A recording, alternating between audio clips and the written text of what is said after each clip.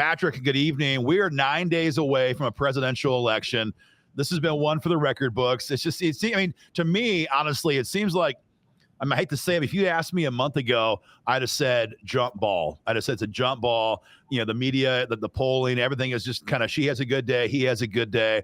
I would say jump ball. If you asked me today, I'd say if we have a fair election that, Trump is going to have it in a landslide. But then tomorrow I might change my mind again. So what are you seeing at your level in D.C.? What's the mood nationally right now? What's going to happen on election night? What's your best guess as of right now?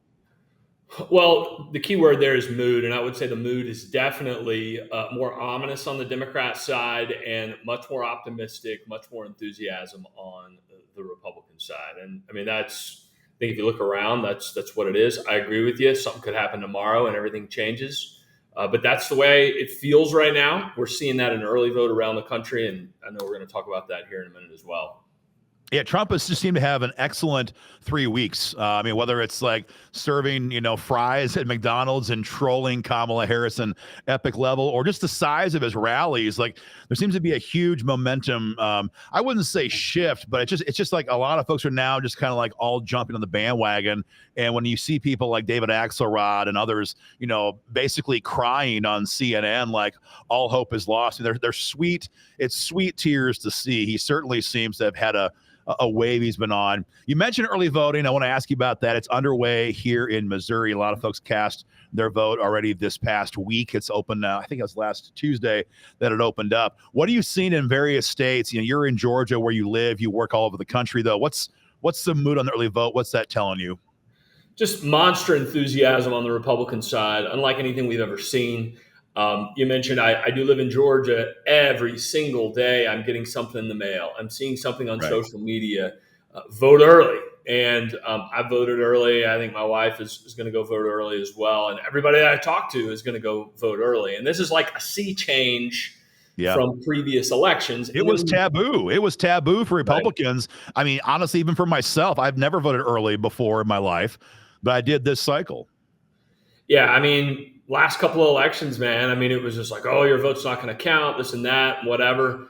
We can argue about that until we're blue in the face. But the fact is that historically in the last few election cycles, it's like starting a race and the Republicans giving Democrats, a 500,000 vote lead before you even get into election day. Like, get to the polls and vote. As we say at the American Firearms Association and at gun groups around the country, 2A to the polls, vote pro Second Amendment, and make sure to get your vote in. So can you see then, what are you seeing? I guess they don't tell you how they're breaking, but is there exit polling? Like, what are you seeing in the early vote? Is it, in the past, that was always a Democrat stronghold. That was a Democrat machine. They turned out their people early.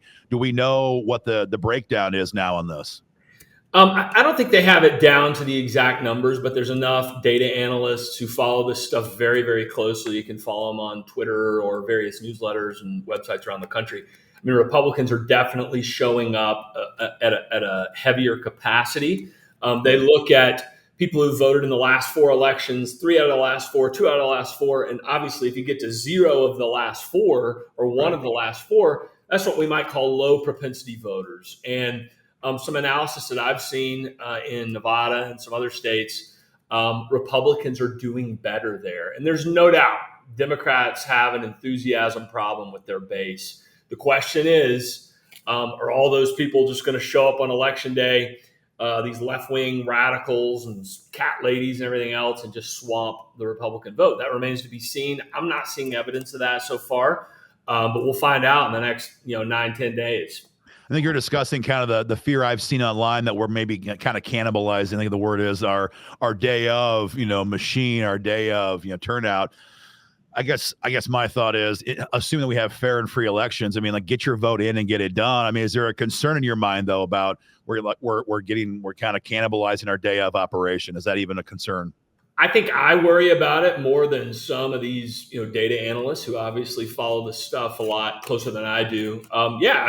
Theoretically, right, all the huge pro Second Amendment or Republican day of vote historically has been big.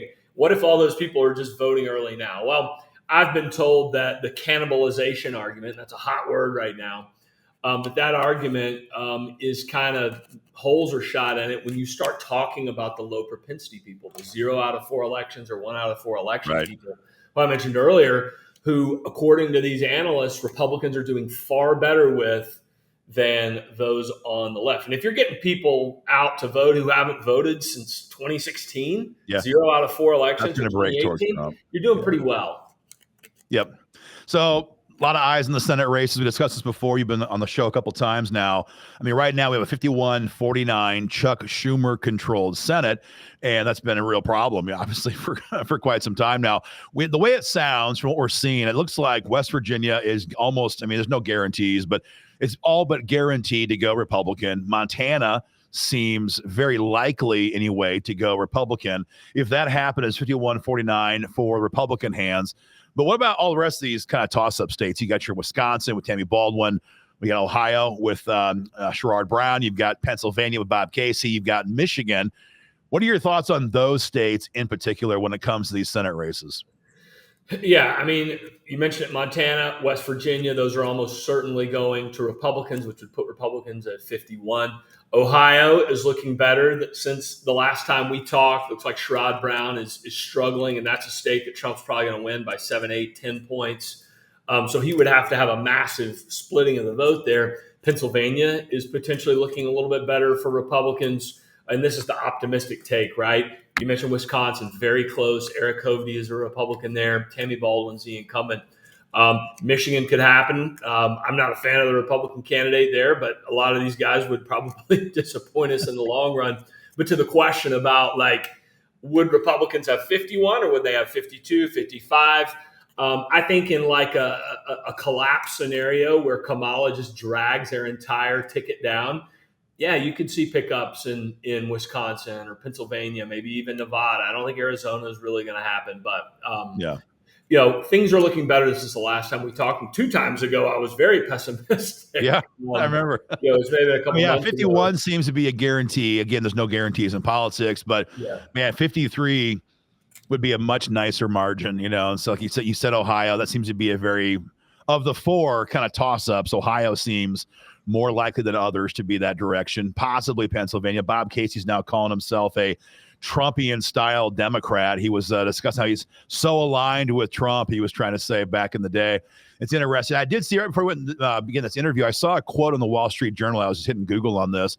Interesting numbers for you, Patrick. So Pennsylvania, 51% of undecided Senate voters, 51% of them who are not sure about that, they're going to vote for Trump. And 23% only are committed to vote for Harris. So I guess I'm a little bit surprised to see so much undecided at the Senate level when they have made their choice for the presidential. But of those undecideds, it's 2-1 breaking for Trump in Pennsylvania. And then to continue, it says the pattern continues in Ohio, where you're not going to believe this, but it says 78% of undecided Senate voters would opt for Mr. Trump as president. So it just seems like in those 2 states, Pennsylvania and Ohio, that there is a massive, sea change underway right now amongst people who, like you said, might not be as high propensity voters. This is quite different than what we saw and don't quote me 100% on this, but what we saw in 16 and 20 with Trump is we saw a lot of down ballot people, Senate races, and even House members outrun Trump in the voting margins. This time we're potentially seeing Trump outrunning members of Congress who outran him last time. And we'll see if that turns out. I think that speaks to the fact that Kamala is a historically just horrible candidate. I don't know any other way to say it. And we can get into that if you want. We covered that in the previous segment, all of her flubs in the CNN, town hall the other day. But, American Firearms Association got major state affiliate programs underway in Ohio, in Pennsylvania. Our guys on the ground out there know the situation very, very firsthand. And there's a real sense of these states are being decimated financially, economically by these horrible policies of Biden. And Harris would make us look back and miss Joe Biden. I hate to say it out loud, but that's how much of a train wreck she would be. So we're seeing a lot of folks, the way it seems, who might be voting primarily for job security, for economic growth, laboring guys who are like, I need to have a paycheck and I can't. And they love seeing Trump, call up John Deere and like, put your plants back here or you're going to get hit with a 200% tariff.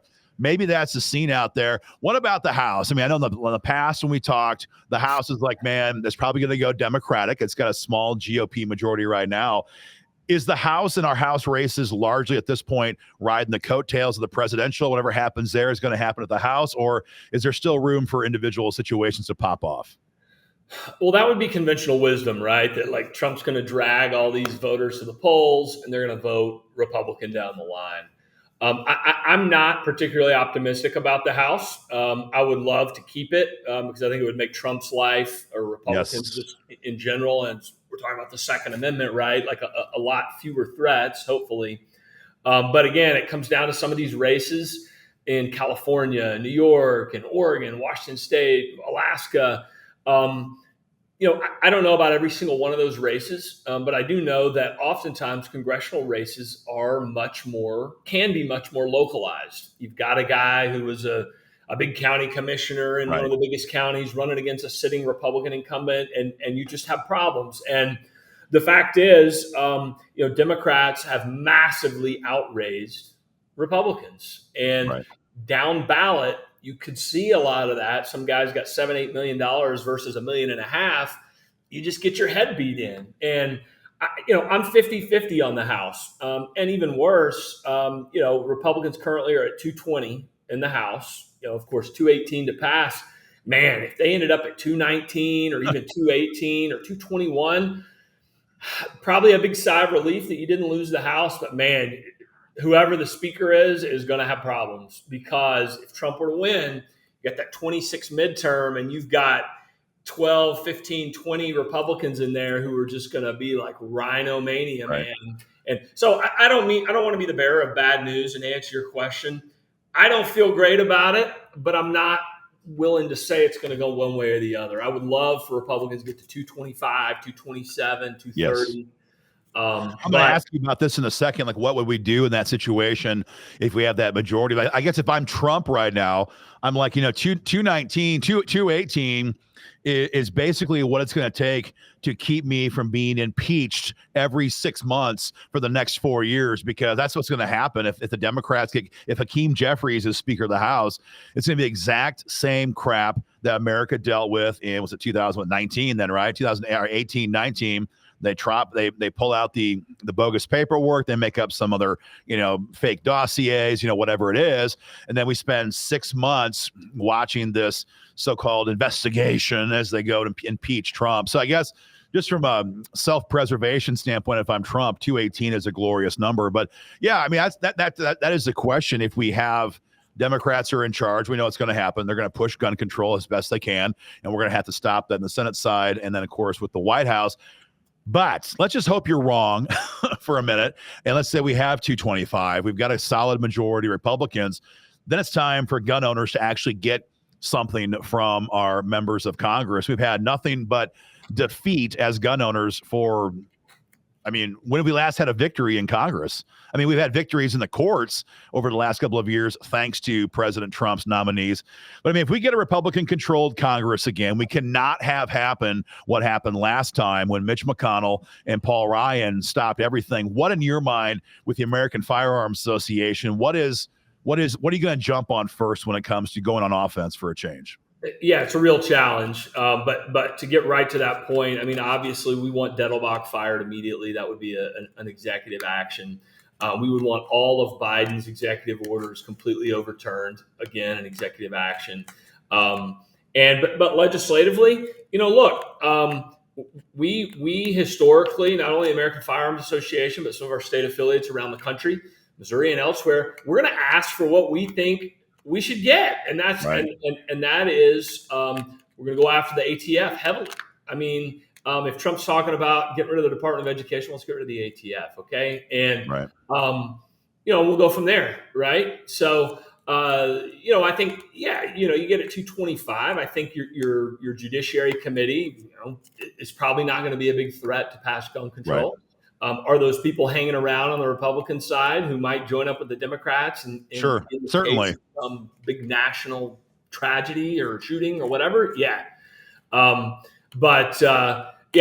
think it would be a historic opportunity, like we saw in 2017. But you had Paul Ryan and Kevin McCarthy and Mitch McConnell standing in the way.